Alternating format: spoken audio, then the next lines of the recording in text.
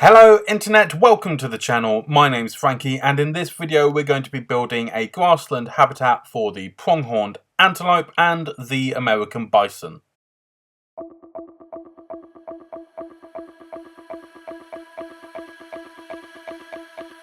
So in our last video we built a restaurant on top of the hills at our Temperate Hills area.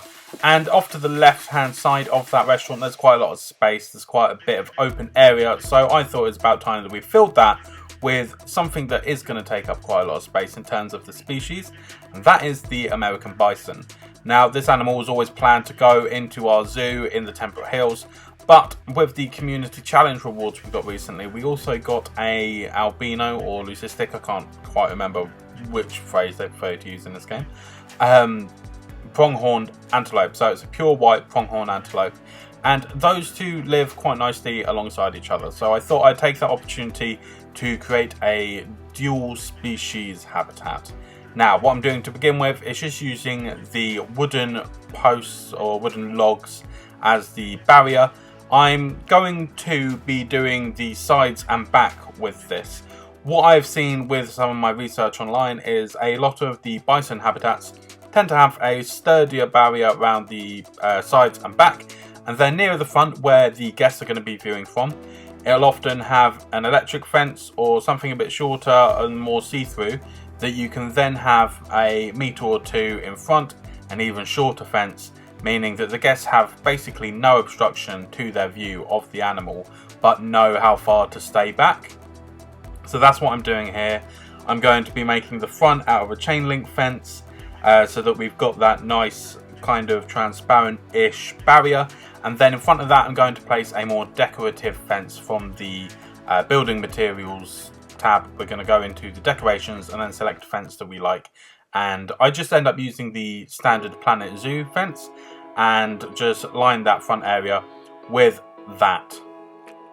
Now this process was a little bit finicky. If this was a completely straight path that this habitat was running alongside, it wouldn't be an issue at all. We could just copy and paste in a straight line until we get to the other end of the habitat.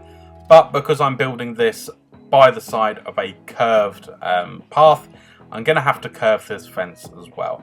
So there's a lot of adjusting with the advanced move tools and stuff as we go, copy and pasting it along the way. As I said, it is a little bit finicky, but I think it is worth that little frustration. If you can have the patience to do this kind of thing, it really does make quite a bit of a difference. Now, one really annoying spot I had was this area where I couldn't quite fit in a full fence post just because of the length of each of these fence pieces. They didn't line up perfectly. So I came up with a pretty sneaky solution. It's actually not that sneaky, it's pretty obvious. I would definitely suggest you do this if you like natural looking habitats.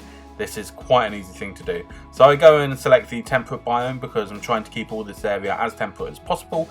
And then I just stick a couple rocks in this gap and have the fence kind of blend into that. And you're none the wiser. You just think, oh, okay, those rocks were there to begin with, so they've had to build the fence around it. That is completely normal. So yeah, that's a little creative way to fill up gaps if you can't quite get things to line up perfectly.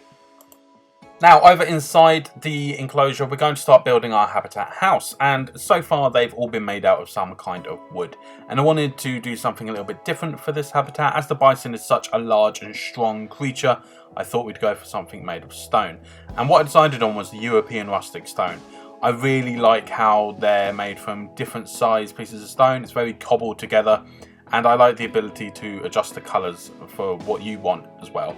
So after playing about with the colours a little bit, I sketch out a basic shape which, as usual, vaguely follows an L shape. I like to have that kind of bend in it for some reason. I'm not entirely sure why.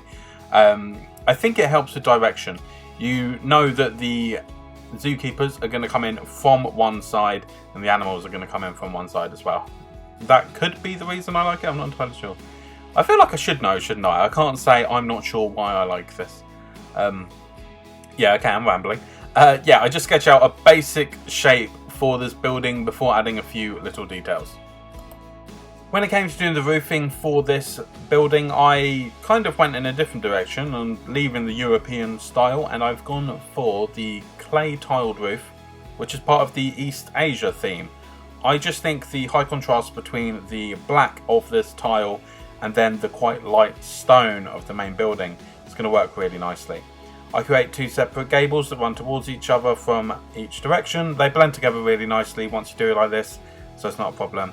To begin with, it annoyed me a little bit. There wasn't a what's it called? A double pitch, the bit where 2 pieces meet in the middle. There wasn't one at the exact same angle as the main pieces that I had used, which actually, to begin with, yeah, it annoyed me. But I actually kind of like how it looks, how it tapers in and then kind of pinches at the top. I don't know, it has a certain look to it that I kind of like.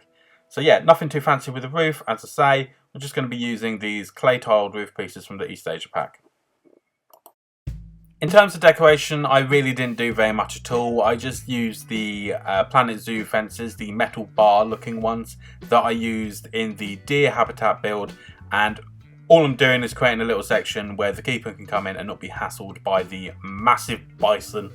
It's a bit of a kind of area to keep them away, a tiny bit. This isn't necessary, you can just leave this as an open space, and I don't do anything more than this. I just add a bunch of hay to the floor. However, I do want to start making a little bit more of a backstage area in the future. Kind of decorate it a bit more with props of things that the keepers would be using and stuff, and make it seem like an actual staff facility rather than just the cage bit inside the habitat house, if you know what I mean. So yeah, you might see a little bit more of a fancy approach to this in the future. Although saying that, in the next video I go the complete opposite way and basically don't do anything. So yeah, swings and roundabouts. After placing that fencing, I realised I really didn't like the cobblestone floor, so instead I went into our roof section or floor section, whatever you want to call it, and I used the concrete flooring tabs, slabs even. These large concrete squares that you just sink slightly into the floor, and it looks a lot better to have a clean, flat floor, I think, because it helps to not distract from the really interesting walls. It helps to create a bit of contrast as well, because it's much darker than the walls as well. So I think it just helps you really concentrate on the thing that I personally want you to concentrate on, and that is the really cool intricacies of the walls that we've chosen. Not to mention, it would be significantly easier for the keepers to clean this rather than the cobblestoney thing. I know that they use poo hoovers in this game, but if you're actually getting in there with a shovel, it's going to be like bumping off all the stones, isn't it? So having a nice flat surface would make it a lot easier for the keepers to clean. As a finishing touch before adding the hay to this habitat house, I just placed some little wall lanterns outside where the animals are going to be entering, so that our bison and pronghorn know their way home. Once I was happy with the habitat house, I just had to move it into place, delete some of the fencing and add a null barrier along the back wall, and then delete some of that fencing we placed earlier so that we could add a path so the habitats can access the habitat house.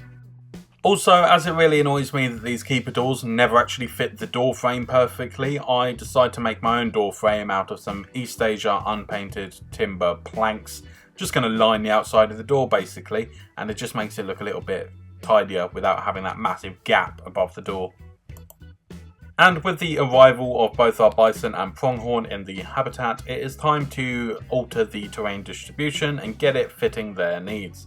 Now, as I did with some of the previous habitats, I'd already sketched this out using a rock brush, so the floor was pretty rock heavy, and these guys basically just want loads of grass. And even now, after it being quite a while since I had Little Asia, since we did that series, I'm still always expecting them to want loads of soil. So it's quite refreshing to have these habitats be filled with lush grass. Make it really look quite full of life. Yeah, I'm a big fan of this look. When it comes to adding our water supply, as always, I prefer a natural water source, and to do this I'm going to dig a hole in the middle of the habitat, but I'm also going to raise the ground at the back of it. I'm going to be adding a little bit of elevation here. I want there to be a bit of variation in terms of the height of the ground and stuff. I really like the idea of having this back portion be a bit more of a hill. It's going to make for some interesting viewing for the guests and that's for sure, because animals will walk up on this rear ledge, meaning you're going to get a slightly different angle, like a view of them. So yeah, I'm just going to raise that area up and sink the area at the front down a little bit and then fill it with water. And of course, as I always do, I'm going to place some rocks around the edge of the water as well. Next, I place all of our enrichment items, and first we're going to be placing the food troughs. I'm going to place 2 large food troughs as we're having 2 different species of animal and both of them have fairly big appetites. Now, all of the food related items don't actually need to be targeted that much. In quite a few of my builds, I've had to make sure that they're nearer the front or whatever so that the zookeepers can access them easier because I've built islands and stuff. But in this one, it's just a large open habitat, so I can actually space these out as much as I want. And that includes the food items for a change. Now, there is the hanging grazer feeder, and I'm going to place 2 of those, and just like I did for the deer habitat, I'm later going to place a tree over the top of this so that the tree trunk aligns with the vertical pole, meaning that all we've got is an arm sticking out of a tree. It looks like it's actually been fixed to a tree rather than this L-shaped wooden bracket thingy. I think it just looks a lot cooler that way. In terms of placing things in their environment, I'm going to be using quite a lot of rocks at the back of the habitat to create a small cluster. We're going to make a couple small clusters around the habitat, but nothing too crazy. And we're going to use a lot of the large and really quite tall trees, and they are going to be mainly focused at the back of the habitat. These animals have a really low threshold for the coverage of plant life in their habitat, which is kind of frustrating for me. I like to have these habitats being full of plants, really bursting with life, but every now and then I do have to restrict myself in order to maximize the welfare of these animals. So yeah, this one is a little bit light on the ground in terms of plant coverage, but we do our normal thing of placing a bunch of trees first and then grouping together a few plants so we can copy and paste around the base of these trees to make it look a little bit more bushy around the bottom.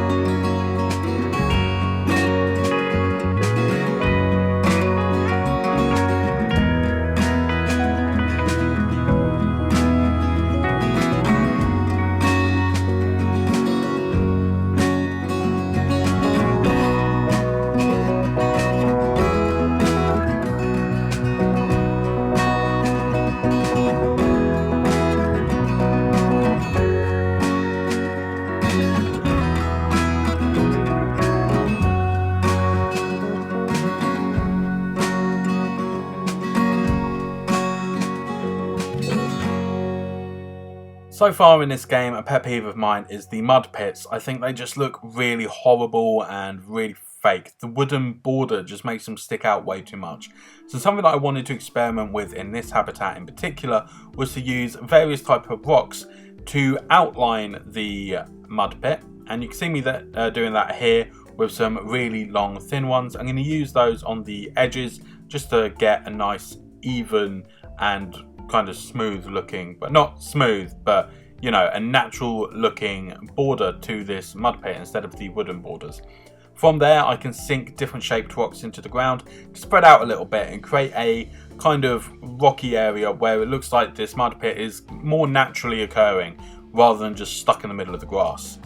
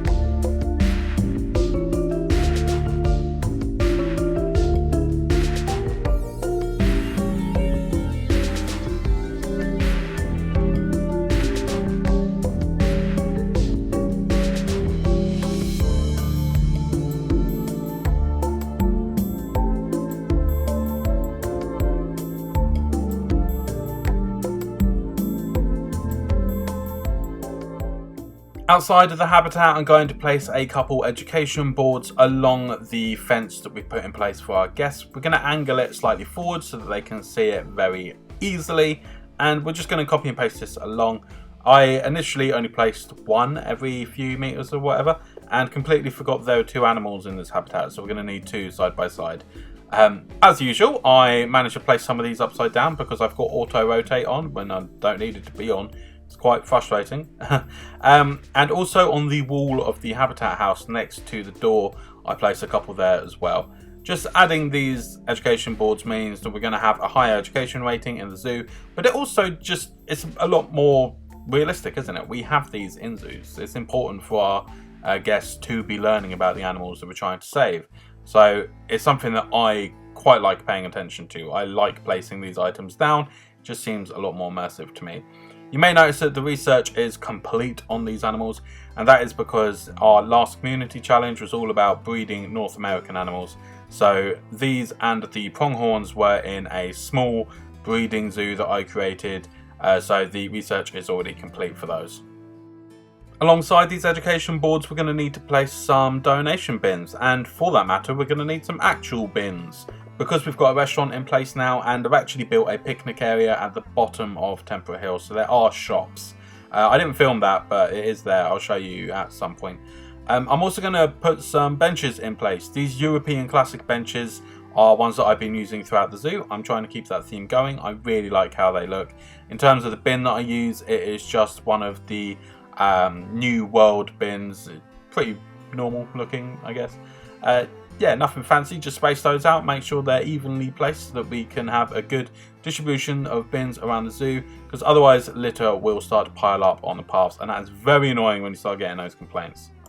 Now, the space between the Planet Zoo fence and the actual habitat barrier is really plain at the moment. So what I'm going to do is I'm going to take a few plants that could exist within the habitat, and I'm going to create a small selection on the ground in between the fence that the guests can get right up to and the habitat barrier.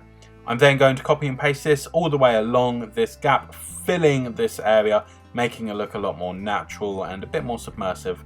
And then I can alter it after I've copy and pasted it, because those little purple bushes, whilst they add a lovely bit of colour, they are the main culprit for making this look like it's been copy and pasted, because they stand out so much. It's very obvious that they are kind of the same distance away from each other in the exact same place. So delete a few of those and maybe add a little bit here and there, but basically you can copy and paste little selections like this and then make small alterations afterwards, and it makes a really big difference, and it makes it easier as well, rather than selecting a plant, placing 100 of it, selecting another plant, placing 100 of it, and so on and so on. This is a much easier way of doing it. And just as I was coming to the end of this habitat build, the welfare of our pronghorns was dropping drastically because they were all so stressed. I tried putting some do not disturb signs underground, but that didn't really seem to be doing anything. So what I opted to do instead was to take this chain link fence to the front and change it back to a wooden fence. I'm then going to add some one-way glass windows to this fence, which makes it just as effective in terms of the guests being able to see the animals, whilst making sure that the animals inside aren't stressed out, they're feeling like they've got a nice bit of privacy and whatnot. So best of both worlds here. It's a really good solution, I think, to just add one-way windows. It doesn't quite look how I wanted it to begin with, but now that all this plant life is in front of the barrier, I actually think it looks quite nice having a wooden fence. So yeah, I'm not too disappointed with that. And once that privacy need is met for our little pronghorns, the pronghorn and bison habitat is complete.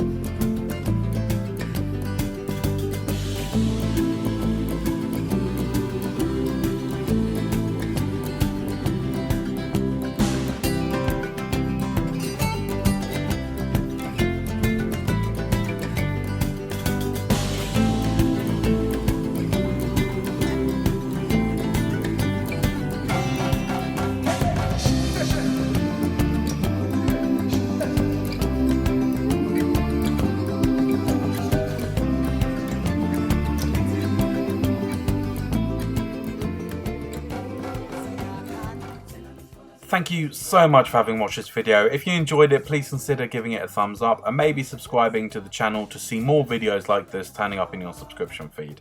The next video is going to be all about the alpine ibex, and we're going to be creating a really interesting habitat for them, so stay tuned for that. Thank you for watching, and until next time, I'll see you later.